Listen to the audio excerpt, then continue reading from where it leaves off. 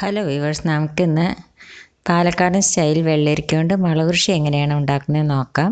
അതിന് വേണ്ടിയിട്ട് ഞാൻ ഒരു ചെറിയ വെള്ളരിക്ക, അങ്ങനെ ചെറിയ വെള്ളരിക്ക എടുത്തിട്ടുണ്ട്. അതിലേക്ക് വേണ്ട ബാക്കി ഇൻഗ്രീഡിയൻസ് എല്ലാം വെച്ചാൽ 2 കൈപ്പിടി തുവരപ്പരിപ്പ് എടുത്തിട്ടുണ്ട്, പിന്നെ മഞ്ഞൾപ്പൊടി ഒരു 1/4 സ്പൂണ്, ഉപ്പ്, പിന്നെ തക്കാളി ഒരെണ്ണം എടുത്തിട്ടുണ്ട്, പിന്നെ കരിവേപ്പിൻ്റെ ഇല വേണം, പിന്നെ അതിലേക്ക് അരയ്ക്കാനായിട്ട് ഒരു 5 ടേബിൾ സ്പൂണ് നാളികേരം എടുത്തിട്ടുണ്ട്, പിന്നെ ഒരു 4-5 വറ്റൽമുളക് എടുത്തിട്ടുണ്ട്. വറ്റൽമുളകിന് പകരം നിങ്ങൾ മുളക് പൊടി എടുത്താലും മതി. പിന്നെ ഒരു 1/4 സ്പൂണ് ജീരകം എടുത്തിട്ടുണ്ട്. ഇത്ര സാധനമാണ് നമുക്കിത് വെക്കാനായിട്ട് വേണ്ടത്. പിന്നെ കടുക് വറുക്കാനായിട്ട് അത് മറന്നുപോയി. ഒരു 1/2 സ്പൂണ് കടുക്, 1/4 സ്പൂൺ ഉലുവ, 2 വറ്റൽമുളകും വേണം. ഇനി നമുക്കത് എങ്ങനെയാണ് ഉണ്ടാക്കുന്നത് നോക്കാം. അതിന് വേണ്ടിയിട്ട് ആദ്യം നമുക്ക് ഈ വെള്ളരിക്ക ഒന്ന് നുറുക്കിയെടുത്തിട്ട് അതിൻ്റെ തൊലിയെല്ലാം കളഞ്ഞ് കഴുകിയെടുക്കാം. അങ്ങനെ കഴുകിയെടുത്ത വെള്ളരിക്കയാണിത്. പിന്നെ അതിലേക്ക് ആ തക്കാളി മുറിച്ചെടുത്തിട്ടുണ്ട്. ഇനി നമുക്ക് എന്താ ചെയ്യേണ്ടതെന്ന് വെച്ചാൽ ഒരു കുക്കർ അടുപ്പത്ത് വെച്ചിട്ട് അതിലേക്ക് ഒരു 1.5 ഗ്ലാസ് വെള്ളം ഒഴിച്ചു കൊടുക്കാം. വെള്ളം ഒഴിച്ചു കൊടുത്തു. ഇനി അതിലേക്ക് നമുക്ക് ഈ തുവരപ്പരിപ്പ് ഇട്ട് കൊടുക്കാം. അതിലേക്ക് നമുക്ക് ഈ തക്കാളി, പിന്നെ വെള്ളരിക്ക ചെറുതാക്കി നുറുക്കിയത് നമുക്ക് ഇട്ട് കൊടുക്കാം. പിന്നെ അതിലേക്ക് എന്താണെന്ന് വെച്ചാൽ പിന്നെ മഞ്ഞൾപ്പൊടി, ഉപ്പും കൂടി ഇട്ട് കൊടുക്കാം. മുളക് പൊടി ഇടുകയാണെന്ന് വെച്ചാൽ ഈ സമയത്ത് നമ്മൾ ഇട്ട് കൊടുക്കണം കേട്ടോ. ഇനി നമുക്ക് അതിലേക്ക് കുറച്ച് വെളിച്ചെണ്ണയും കൂടിയിട്ട് ഒഴിച്ചു കൊടുക്കണം. ഇനി നമുക്ക് കുക്കർ അടച്ച് വെച്ചിട്ട് ഒരു 2-3 വിസിൽ വരട്ടെ.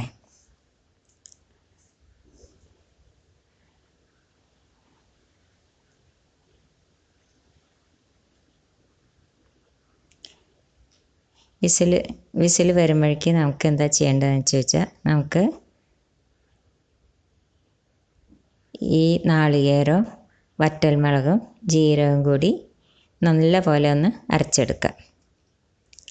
അപ്പോൾ കുക്കർ നമുക്കൊന്ന് തുറന്ന് നോക്കാം. 3 വിസിൽ വന്നു. അപ്പോൾ നമ്മുടെ കഷ്ണങ്ങളെല്ലാം നല്ലപോലെ വെന്തിട്ടുണ്ട്. കണ്ടില്ലേ, നല്ലപോലെ വെന്തിട്ടുണ്ട്. ഇനി അതിലേക്ക് നമുക്ക് ഈ നാളികേരം അരച്ചതില്ലേ, നാളികേരവും ജീരകവും വറ്റൽമുളകും കൂടി അരച്ചത് നമുക്ക് ഒഴിച്ചു കൊടുക്കാം.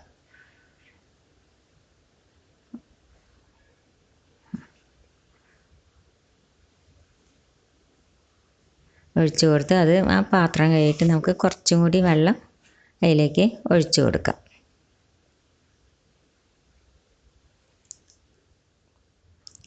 എന്നിട്ട് നമുക്കതൊന്ന് നല്ലപോലെ ഇളക്കി കൊടുക്കാം. ഇനി ഇതൊന്ന് നല്ലപോലെ ഒന്ന് തിളയ്ക്കട്ടെ.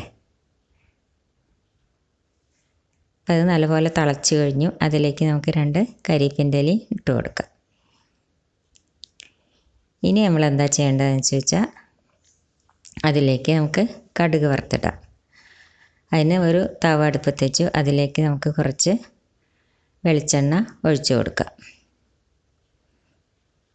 അതിലേക്ക് നമുക്ക് കടുകും ഉലുവയും ഇട്ട് കൊടുക്കുക. പിന്നെ വറ്റൽമുളക് ഇട്ട് കൊടുക്കുക. പിന്നെ കരിവേപ്പിൻ്റെ ഇല. ഇനി ഇതൊന്ന് പൊട്ടട്ടെ. കരിവേപ്പിൻ്റെ ഇല ഇട്ട് കൊടുത്തു. ഇനി ഇതൊന്ന് പൊട്ടട്ടെ. അപ്പോൾ കടുക് പൊട്ടിച്ചൊഴിച്ചു. അപ്പോൾ നമ്മുടെ വെള്ളരിക്ക മുളകുകൃഷി റെഡിയായി.